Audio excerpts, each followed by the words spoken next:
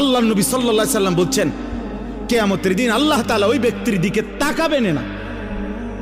লা ইয়ানজুরুল্লাহু ইলাইহিম, আহা কি ভয়ঙ্কর কথা। ওয়ালা ইউযাক্কিহিম ওয়ালা ইউকাল্লিমুহুম, আল্লাহ তাদের দিকে তাকাবেন না, আল্লাহ তাদেরকে গুনাহ থেকে পবিত্র করবেন না, আল্লাহ তাদের সাথে কথাও বলবেন না। ডাক দিবেন না ফরমান, আরে মাওলা তো একটা কথা বলতে দেন। আল্লাহ ফেরেশতাদেরকে বলবে, ওরে সরা সরা এন থেকে, ওরে আমি দেখবো না, ওরে আমি নিষেধ করি নাই, ওরে কি খুব কঠিন কোনো কথা কইছিলাম? বলছিলাম টাকনুর উপরে কাপড়টা পরতে, এটার মধ্যে আমি বাড়াবাড়ি কঠিন কি? হাঁটুর অল্প একটু উপরে টাকনুর উপরে পড়তে বলছি আমি তারে বেশি কঠিন কি বলছিলাম? আমার কথা পাত্তা দিল না কেন? যা, তোর সাথে কথা নাই,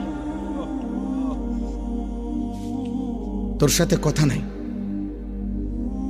নিজের চালাক মনে করেন, আরে চালাকের উপরে যুক্তি দেন, তাহলেও তো আমার মনটারে বুঝাইতাম।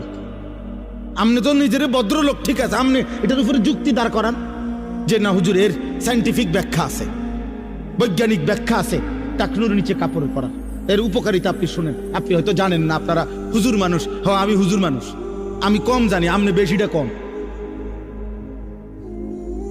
আপনি বলেন, কোনো যুক্তি নাই বাবা, কোনো যুক্তি নাই। আব্বা একটা ছেলে মনে রাখবো,